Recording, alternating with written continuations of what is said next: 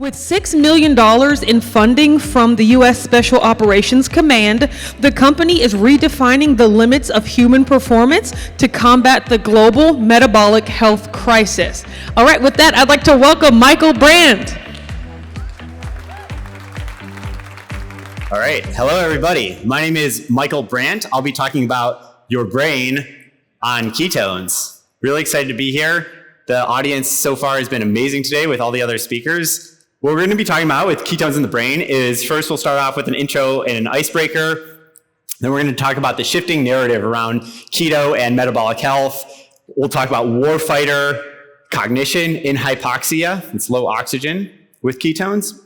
We'll be talking about recovering cognitive loss with ketones. And then finally, we'll talk about the second Enlightenment, which I believe we're going through right now. First and foremost, hello. My name is Michael Brandt. I'm the CEO and co-founder of Health via Modern Nutrition. I studied computer science and product design at Stanford. I think of myself as a systems thinker, a product designer. I've spent my whole career thinking about how new technologies develop user experiences around them for application into the mainstream.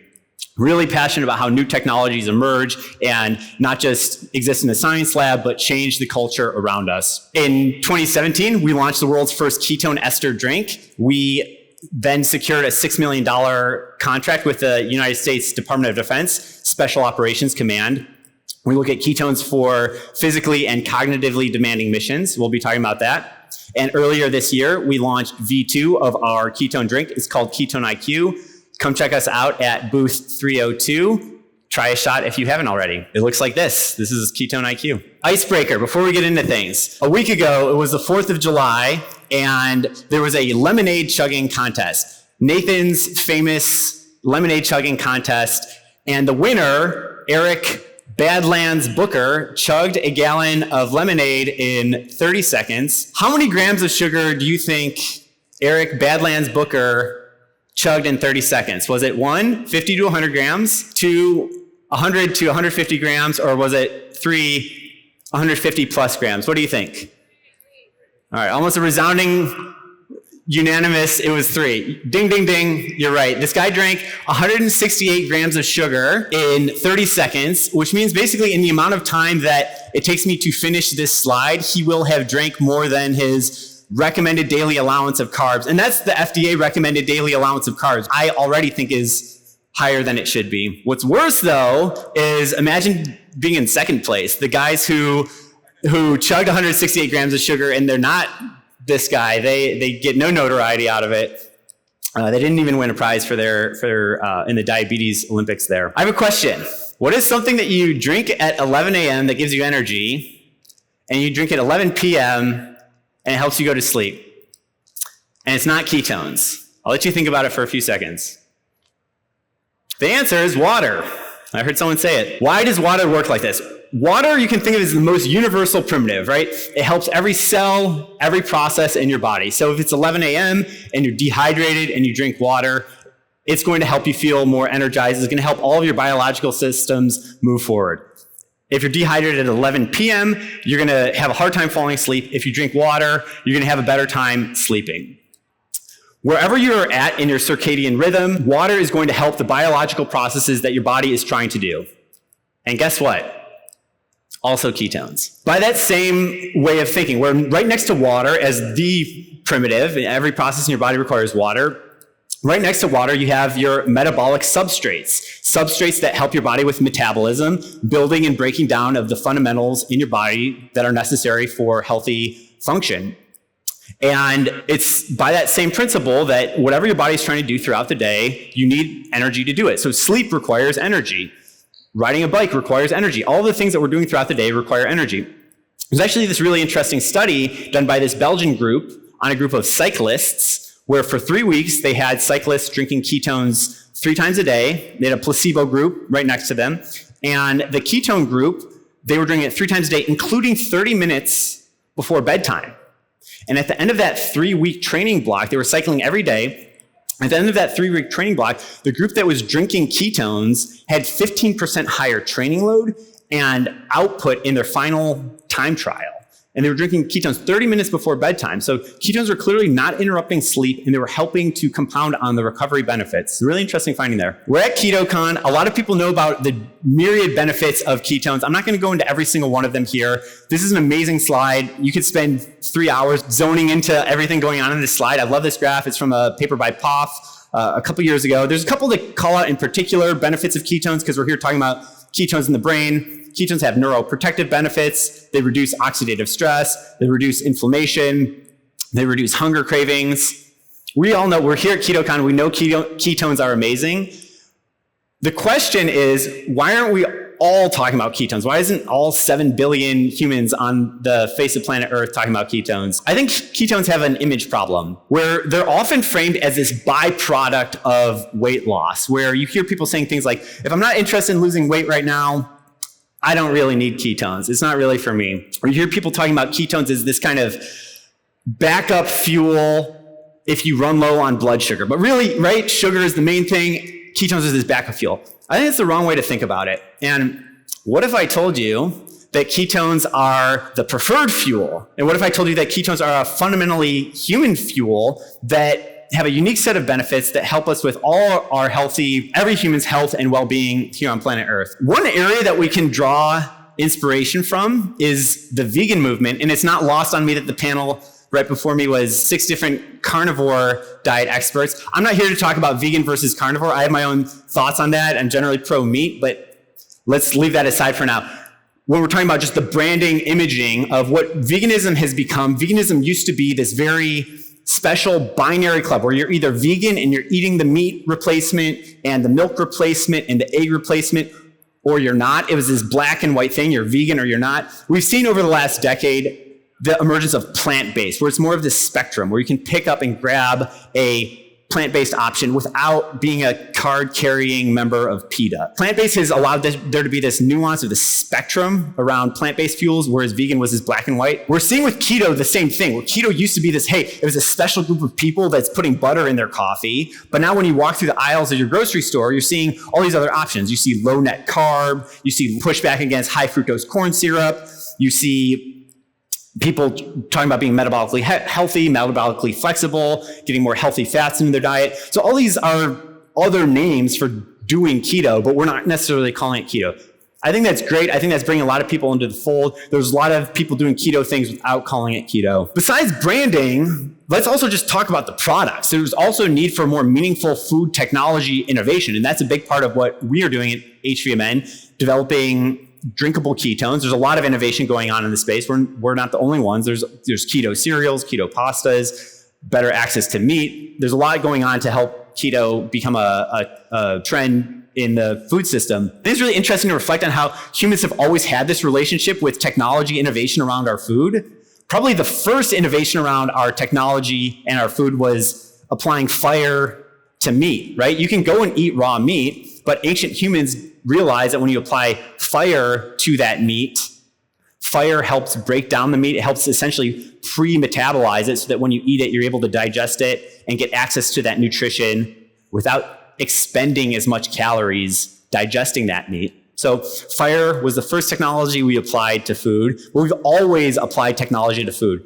Sometimes in terrible ways. We also invented, margarine and high fructose corn syrup, but we've also invented some brilliant things. And I would say on the balance, we're headed in the right direction. We're developing more healthy, nutritious, ketogenic options, and we're headed in the right direction. And our context is not static. We are participants in the innovation of the food that we eat. Okay, so we're headed in the right direction. Let's jump into our brain on ketones. That's what the talk is about today. Ketones are the fundamentally human organ. We're smarter than the other species, right? It's our brain. We're not the biggest. We're not the fastest. We're the smartest. It's our brains that make us fundamentally human. That's why I'm so excited to talk today about the effect of ketones on the brain, your brain on ketosis. Your brain is a metabolically very demanding organ. It's 2% of your body weight and takes up 25% of your energy demand. We're going to talk about the brain in 3 different areas. The first is hypoxia. So that hypoxia is low oxygen. Think about being on an airplane or at the top of Mount Everest.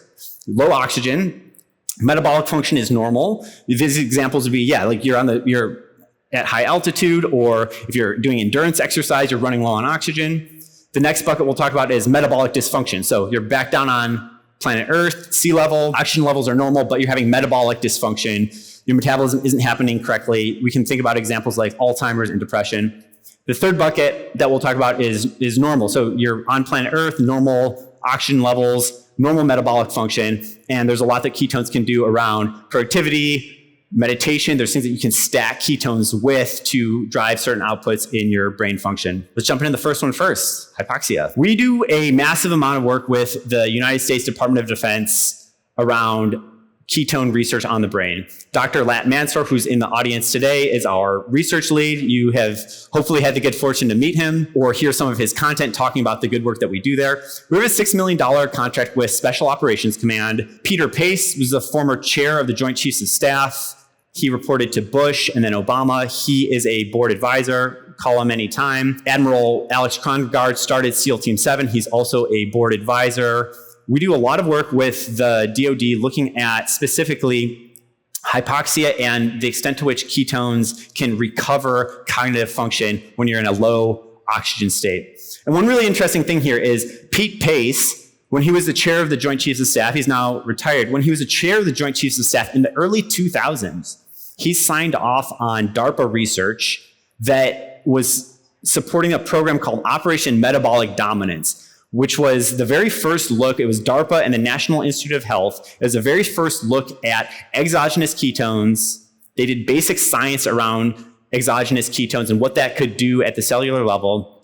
And they showed some really interesting stuff. That science essentially sat on a shelf for a decade and a half until we launched, commercialized, produced at scale the first ketone ester drink in 2017, at which point we linked up with Pete and Alex and engaged with the Special Operations Command, got a phase 1 contract. We're now at the tail end of our phase 2 contract and doing some really interesting work around ketones for warfighter performance. Hypoxia is really interesting to study because it puts the body under a lot of stress. And a lot of the findings are, to a degree, generalizable to other contexts.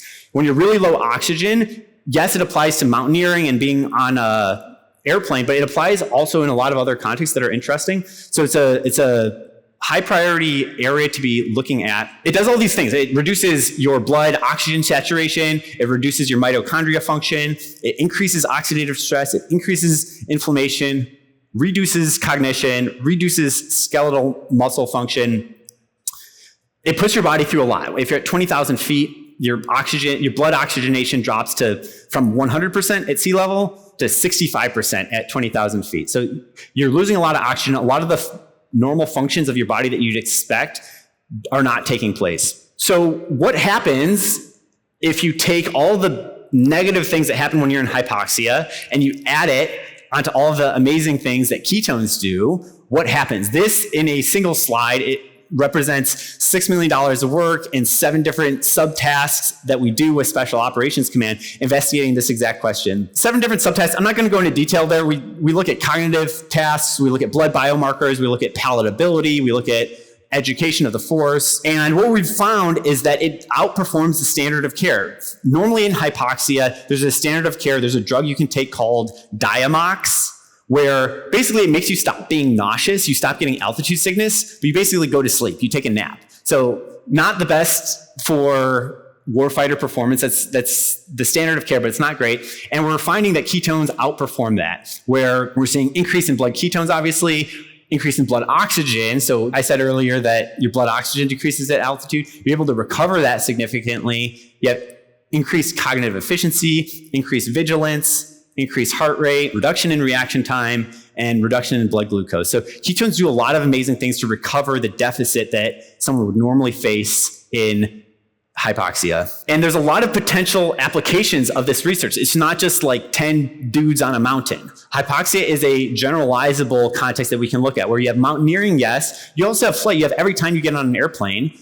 You have deep sea diving. You have endurance exercise when you're out of breath to the point where you're hypoxic. And you also have chronic issues of hypoxia. So COVID, maybe you're familiar with one of the ways that COVID is diagnosed is they put the SpO2, blood oxygen meter, on your finger.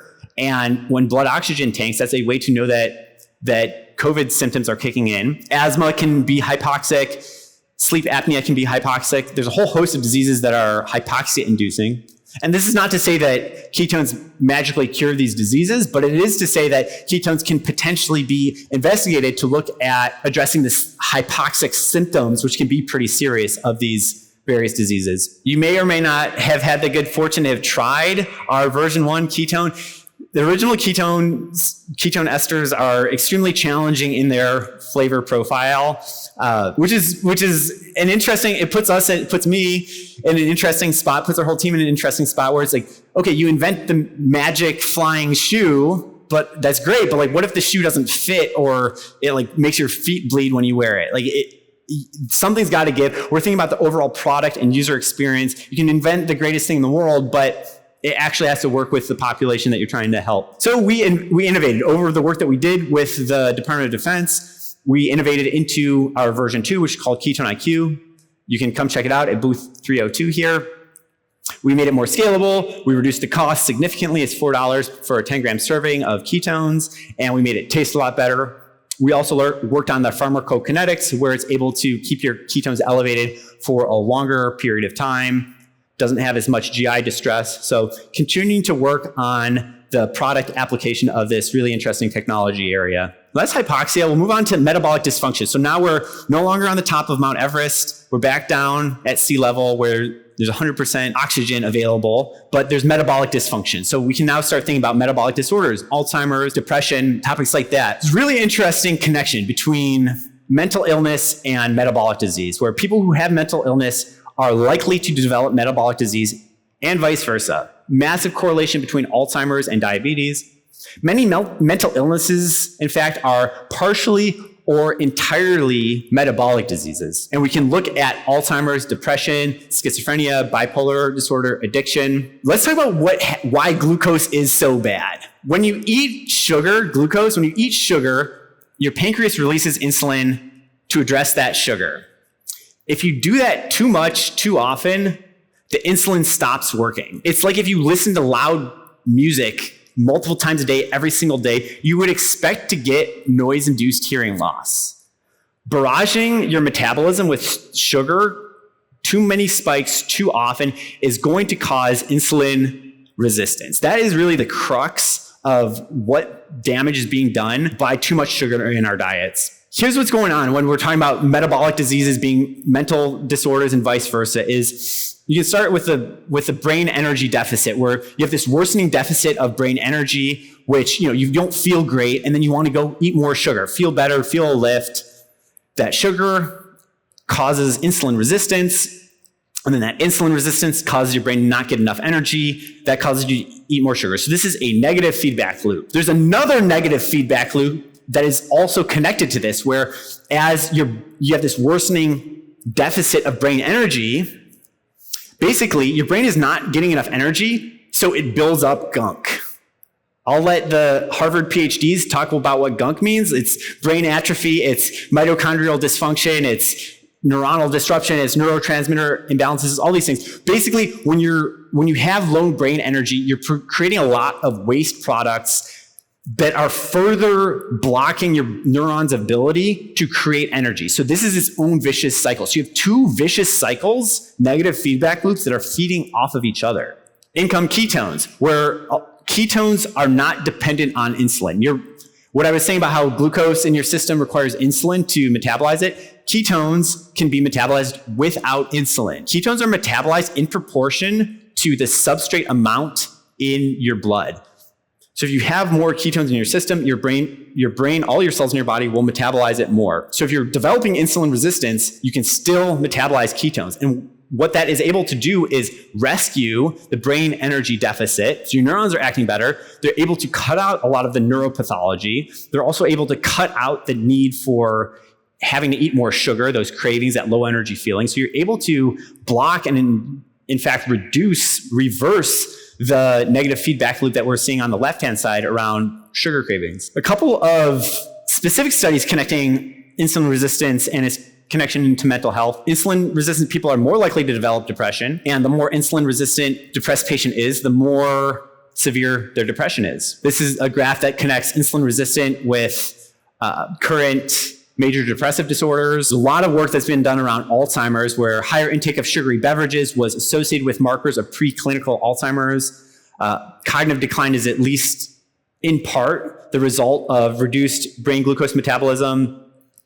And actually the glucose issue, the reduction in glucose metabolism in your brain, precedes, it comes before the clinical indications of cognitive decline. So you start developing this insulin resistance, this glucose reduction, this hypometabolism, reduction in metabolism of glucose starts taking place before the cognitive decline starts taking place. A great researcher in the space, Stephen Cunnane, maybe you've heard of him, he did a study around MCTs. MCTs are a form of fat that can convert into ketones. And he showed that when Alzheimer's patients were eating a lot of MCTs in their diet, they were able to improve across all 5 major cognitive domains, including episodic memory function, which is the primary leading indicator of Alzheimer's. So improving brain energy status with ketones correlates positively to these improved cognitive outcomes. Okay, so we talked about hypoxia, low oxygen. We talked about metabolic dysfunction.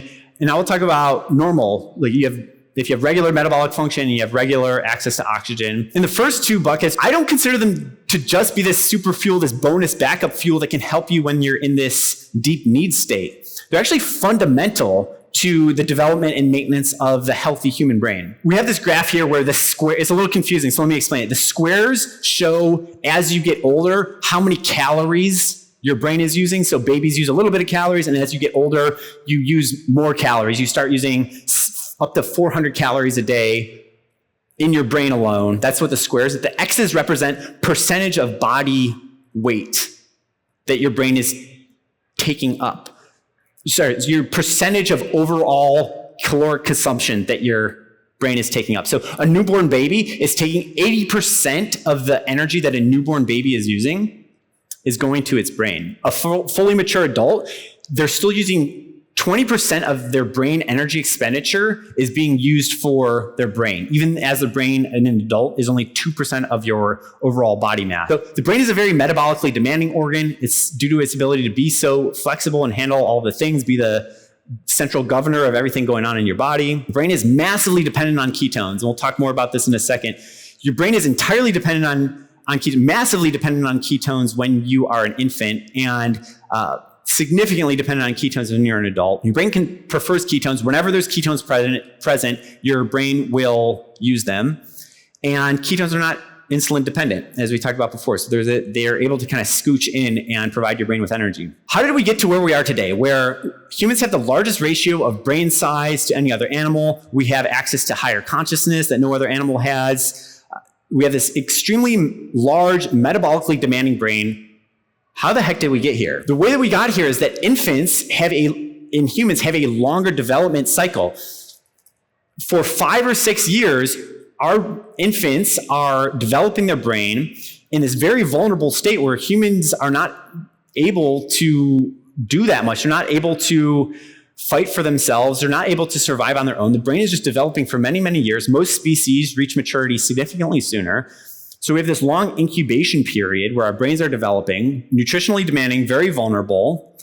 We can't supply it all with glucose. And in the historical context, on the savannah, even if we could supply it with glucose, on the savannah, there's no Pop-Tarts on the savannah. There's not that much glucose available. And so we've developed the ability to use ketones to supply this extended period of brain development and help our brain grow so large. Here is an infant brain I am developing. This is my daughter. She's 5 months old. There are many like her, but this one is mine. Back to our regular scheduled programming. So, okay, we have this larger brain size that is supported by longer infant development cycle. That longer infant development cycle is supported by ketones. Where are these ketones coming from? These ketones are coming from better nutrition access. How do we get there? We developed this better nutrition access as a species. We evolved better access to better quality nutrition. And we developed these deposits of baby fat that are not present in the neonates of other primates. So baby fat that turns into ketones is a uniquely human thing. Okay, so how do we get this better access to nutrition? What happened there? Well, we have these expanded capabilities, improved hunting techniques. We have this hypothesis around the shore diet that humans started spending more time around waterways, having more access to fish and shellfish and meat. We developed symbolic systems, ability to talk with each other, trade best practices from one generation to the next, trade stories, work together as a tribe. We developed fire. We talked about that earlier. The ability to apply fire to our food lets us eat it, digest it, get the nutrition out of it more efficiently. And we started settling. Instead of living this nomadic, calorically expensive life, we started settling more. That all gave us more access to nutrient-rich food, and it allowed us to develop infants who have more baby fat, which supplied ketones, which supplies longer infant development, which supplies a larger brain. And then that larger brain, you can see how it would affect expanded capabilities. A larger brain means we're able to invent better tools. It means that we're able to communicate with each other and trade techniques across generations. It means we're able to collaborate more as a tribal species. As this is all going on, fossil records show that we started having a lot of access to psychedelics, specifically psilocybin, magic mushrooms. You can imagine how psilocybin and what it unlocks with higher consciousness provides an evolutionary advantage. I like to think about it that the first human experience was actually a really stoned ape, where there was an ape that was eating mushrooms and it basically realized it had theory of mind, and it started realizing, hey, how do I get what's in my head into your head? How do I understand that the things that I'm feeling, are you also feeling those? The first notions of empathy, the first human experiences were by proto-humans, were by these apes. And you can imagine how these expanded capabilities fed into each other. So you have psilocybin, you have higher cognitive function. It's helping us with expanded capabilities, helping us with better information systems. And those better information systems, as we're building out a better society, we're doing things like domesticating animals. And it turns out that by domesticating animals in the cow dung, in the dung of the cows that we were domesticating, that was very fertile grounds for magic mushrooms. And so there's this positive feedback loop there where we have cows, we have access to mushrooms. Mushrooms are helping people have these more large, big brain experiences, and that fed into the cycle. There's a whole hypothesis around this. It's called the Stoned Ape Hypothesis. I didn't invent it. There's a guy, Terence McKenna, who's credited with inventing it. It's really come into the discussion window in the last several years. There's this period on this graph here where about 500,000 to a million years ago, where the human brain size expanded 2 to 3x in a very short amount of time. And a big piece of the answer to why that may have happened is that incorporation of psilocybin into regular human society, as all the rest of the loop was going on with living closer to coastal waters and all that. I love this quote that this is from Paul Stamets, one of the leading researchers in the space. He says, "These magic mushrooms open up the amount of information you receive. Basically, you can think of it as a contact fluid between synapses in the brain." Wow, what a competitive advantage. Especially if you're working with a geometry of weapons or having to put something together that will give you a better chance of survival. There's been this long history of plant medicine traditions coupled with specific diets like fasting or purges or specific diets that were ketogenic, that elevate ketones in some way. There's always been this hand-in-hand relationship between psychedelics and ketones, which raises this question, which is, can psychoactives be potentiated by ketones? We know that whenever there's a high brain energy demand, like during infant development, that your brain will use ketones. And your brain will use ketones in these interesting ways, where when you take a psychoactive, not just mushrooms, but caffeine and anything that is switching on neuron activity, you have this psychoactive that's activating neurotransmitters. Those are increasing brain energy expenditure. And where does that energy come from? Here are a couple images where on the left we have caffeine, where caffeine increases energy metabolism throughout the brain. On the right, we have LSD, which is increasing cerebral blood flow. And we know that whenever there's a high energy demand, that the brain will use ketones. And one nuance here is, okay, like the brain may choose to use ketones. If you have a large energy demand, maybe you'll pull ketones. But it also begs the question of, okay, if we know that sugar is so bad for you and we know that ketones are so good for you, shouldn't we be trying to supply our brain with ketones when it's in a high state of energy demand? It's a good idea to use ketones.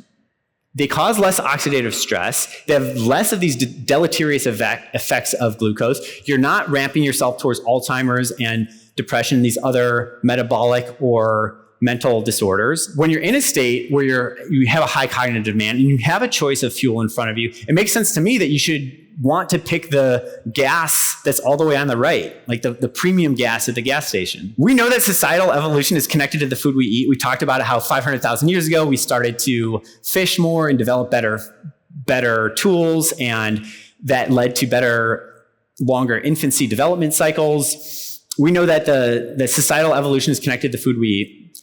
That was 500,000 years ago. There's more recent examples too, with the last few hundred years in the first Enlightenment, where this was a context where beer was the preferred beverage, and it was a massive shift for intellectual societies to start drinking coffee. In the salons of Europe, people started drinking coffee, and instead of being hammered all the time, they had this alertness, this astuteness, and there was this massive evolution of society, of thought, of rationality that moved human society and culture forward in a big way. I would say now we are in the second Enlightenment. We are highly plugged into the internet. I like to think about it like we're all staring into this glowing rectangle all day, and there's some permutation of keystrokes that's going to make you $1 million, and there's some permutation of keystrokes that's going to make you go bankrupt. And we're all playing this great big online game, and we're in this period of high brain energy demand. And what are we doing about it? What is supplying that brain energy? I'll leave on a final thought here, which is, if you're ready for it, galactic cosmic radiation. This is a memo with NASA scientists talking about how galactic cosmic radiation will pose a significant threat to astronauts engaged in future deep space missions. When you're traveling through outer space, you're exposed to a lot of radiation. Radiation causes oxidative stress. We know that ketones create less oxidative stress when they're metabolized compared to sugar. And so NASA continues that this nutritional ketosis has shown promise in mitigating this free radical oxidative stress damage, which leads to Alzheimer's and all these things that we've been talking about. So on a closing note here, I will say that where we're headed, guys, we're going to need ketones. Thank you very much.